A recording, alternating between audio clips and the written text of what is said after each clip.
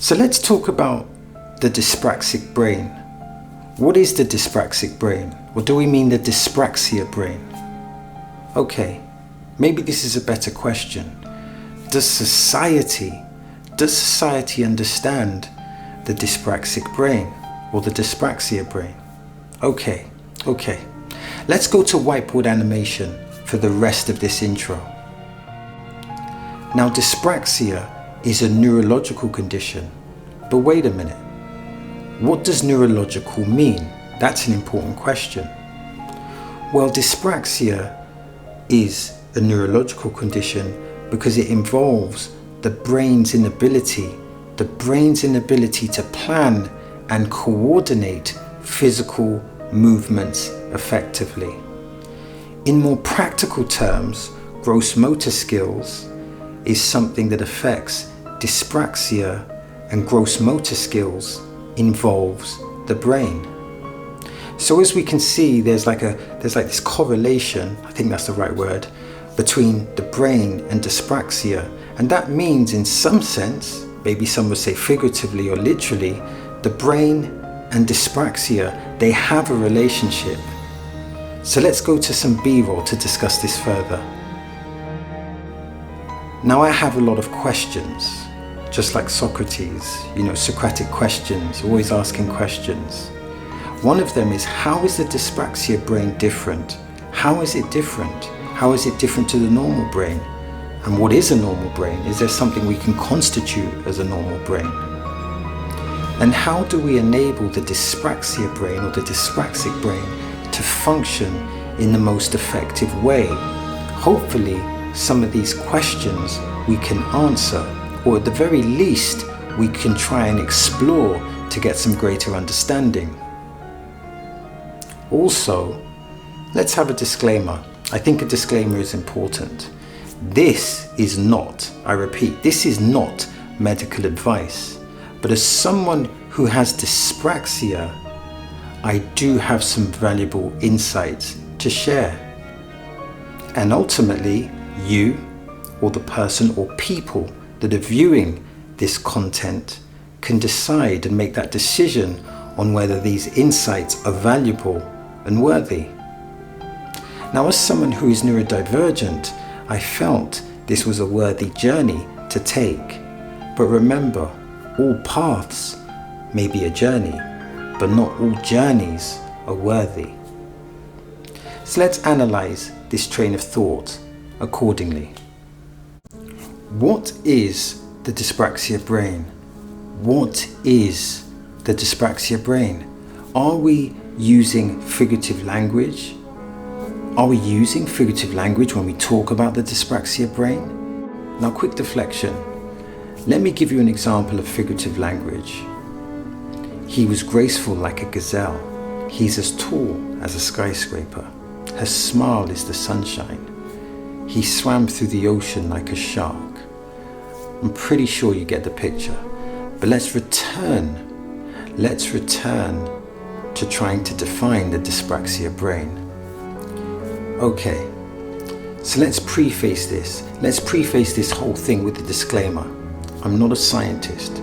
I'm academically educated, but I'm not educated within the scientific context.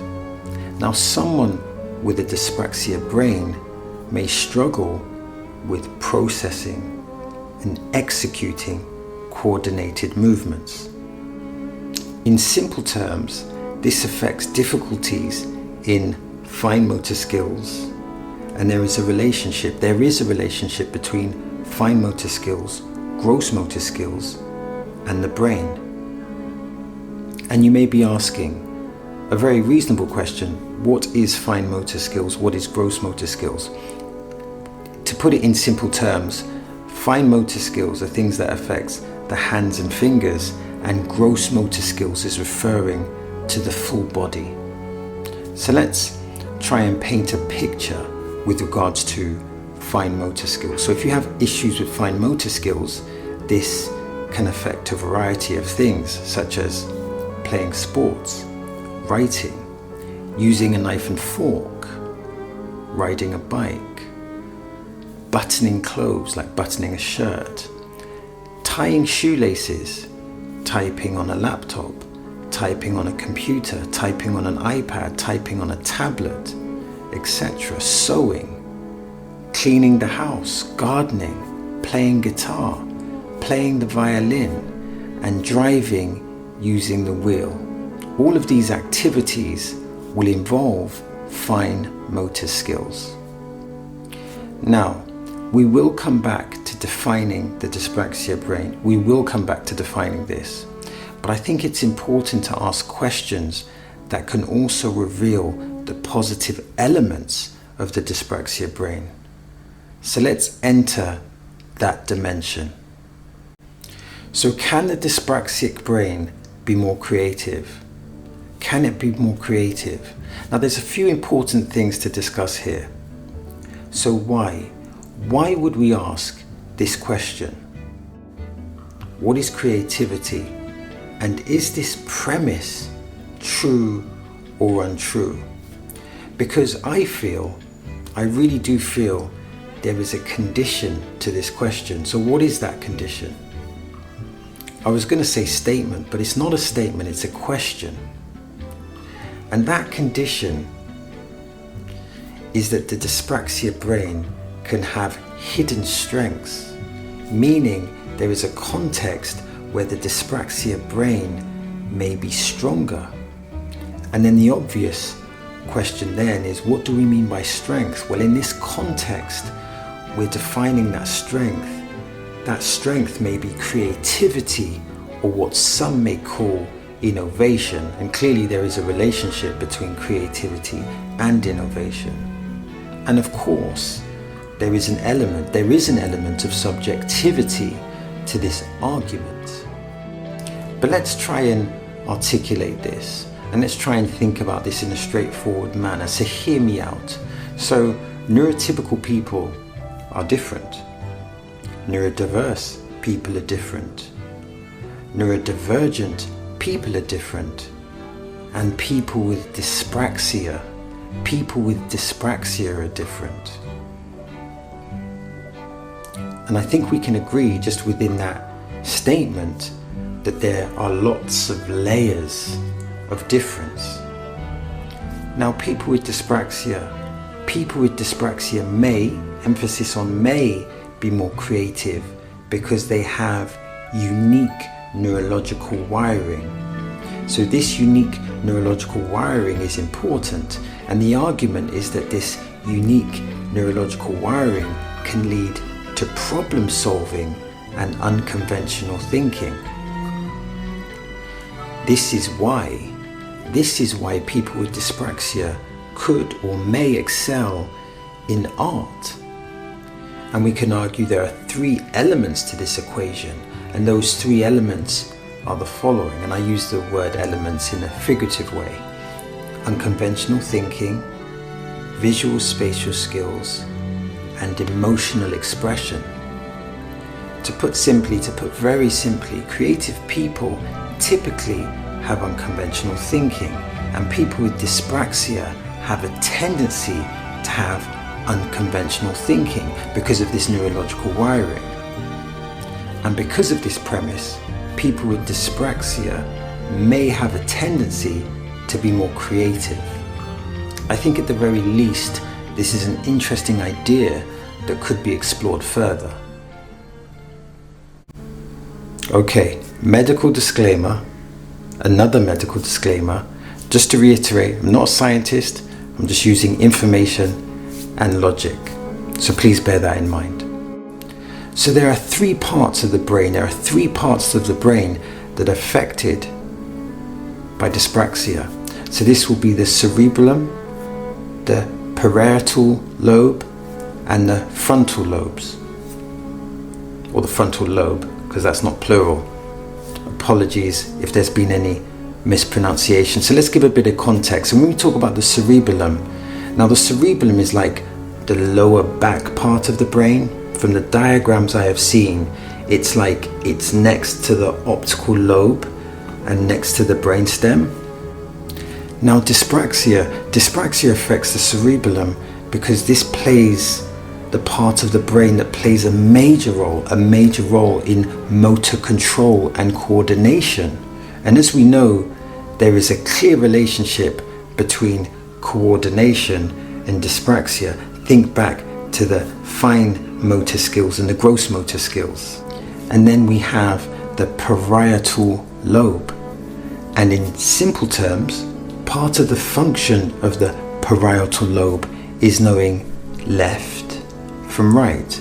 So being able to make that distinction between your left and your right. Now, as someone who has dyspraxia, I've been diagnosed twice formally. I can testify anecdotally that this is an issue. And I have read that the parietal lobe is also responsible for cognition, speech, and writing. Now, dyspraxia can affect speech and writing, and anecdotally, talking about myself, I can often mispronounce or be misunderstood, particularly in my speech. Sometimes I can have difficulty conveying a concept linguistically, i.e. speech, in the moment, because basically I need time. I need a lot of time or more time to process the information, and I believe that this is related to my dyspraxia. And when we talk about cognition is interesting as it's knowledge through experience and thought. So to me, or from my perspective, I would assume an example would be reading and understanding Shakespeare. Now let me explain that. Why would cognition relate to the reading and understanding of Shakespeare? Well, the reading is the experience, and then this stimulates your ideas and understanding around the language. So as you're reading Shakespeare, that's the experience, and then your comprehension would then determine your understanding. And obviously this is not just singular to Shakespeare. This could be to anything, whether you're reading about Einstein, whether you're reading about Socrates, Machiavelli, Robert Greene, etc. And of course, then we have the frontal lobe. And the function of the frontal lobe, from my understanding, involves planning, problem solving, memory, learning, and more. And all these functions, all of those functions that I've listed, they can all be affected by dyspraxia. So, for example, to my understanding, anecdotally, a lot of people with dyspraxia struggle with planning. But wait a minute, planning, let's remember, can have lots of different contexts. Let me explain. So, for example, you could be planning an assignment. You could be planning a wedding. You could be planning your work day. You could be planning your gym workouts for the week. You may be planning your diet. You may be planning your mother's birthday, etc. And of course, there is an element of subjectivity here. For example, let's make a mythical character, let's call it John. John with dyspraxia may be great. He may be great at planning for work and great at planning assignments for university, but he may be awful at planning his wedding. And the context here, the context for this mythical situation may be obvious. There is a learnt behavior in certain consistent processes, yet a single process like a marriage does not have the regularity of assignments at university. So, for this part, these are the three elements of the brain that relate specifically to dyspraxia. Now, how does the dyspraxia brain excel in education? And can the dyspraxia brain excel in education? I think these are two good questions. Now, what do we mean by education? What do we mean? I think it's important to establish the context. Now, education can be assimilated in various ways. For example, we could be talking about secondary schools, college, and university. But there are other elements, and I use the word elements in a figurative way. such as we could talk about education within the context of books, journals, articles, formal mentorships, informal mentorships, and online mentorships or online education. Now, when I use the word education, or when I'm talking about education, I'm mainly referring to college and university. And because I had a long experience in university, that's probably the first thing that comes to mind when I use the word education. So how do people with dyspraxia prosper in university? How do people that are neurodivergent prosper in university? Now, I think the first thing to add is that university they do have resources for people that are neurodivergent. If you know how to access this resource, then you can get some real valuable support. And when we talk about support, it's important that it's valuable, because there can be the distinction between support that's not valuable and support that is valuable. Now, from my perspective, I think that accommodating visual thinkers is essential. And the premise here is important, as most neurodivergent learners are visual thinkers. So what does this mean? It means if you disregard visual learning or visual thinking, you are disregarding a large majority of neurodivergent learners. And let's not forget, there are a variety of visual learning styles. So let's name some. So we have flowcharts, we have mind maps, we have sketchbooks, we have storyboards, and we also have video. And it's important to remember that there are also other creative visual techniques that can stimulate visual thinkers. And I think it's important to stimulate visual thinkers, because you want to stimulate the dyspraxia brain, you want to stimulate that neurodivergent brain. And it's essential to stimulate the dyspraxia brain, to have education that is inclusive. And to understand how things should be inclusive, you could ask yourself the question, what does it look like? What does it look like for things to be non-inclusive? I think, from my perspective, an educational system that focuses on verbal thinking is non-inclusive. Why is dyspraxia misunderstood? Or is dyspraxia misunderstood? The dyspraxia brain is misunderstood, but dyspraxia just as a whole is misunderstood. Now, in my experience, dyspraxia has a phonetic, or perhaps you can call it a linguistic problem. The reason I say this is because people misunderstand. They misunderstand the word dyspraxia meaning dyslexia, and I found this to be quite common. There is also a negative connotation problem. What does that mean? What is a negative connotation problem? Let me try to articulate this. Now, the term dyspraxia is often correlated with the word clumsy, and the word clumsy has negative connotations.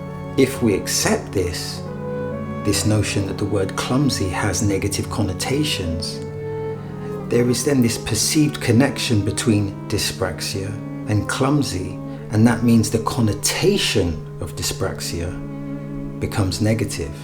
Now, that sounds like a word salad, but if you listen to that sentence, it does make perfect sense, I think. It's also important to remember, I think, that dyspraxia also does not have the same promotional push. It doesn't have the same promotional push as other neurological conditions, as a lot of our understanding is based on marketing, and in the dyspraxia world, marketing has largely been disregarded by the media universe. So to put another way, there is more marketing in other neurological conditions. So there's a bigger machine behind them, and the term machine can be seen as a metaphor or figurative language for saying that there's more promotion in other neurological conditions, where to my understanding there isn't much promotion, much marketing behind dyspraxia. So what can we say? Well, we can identify that dyspraxia may have a linguistic problem, and dyspraxia may have a marketing problem. And effectively what this means is that dyspraxia is a neurological condition that has gone under the radar. Now, I created this YouTube channel primarily to bring awareness about dyspraxia, and unfortunately there is still a lot of work to do.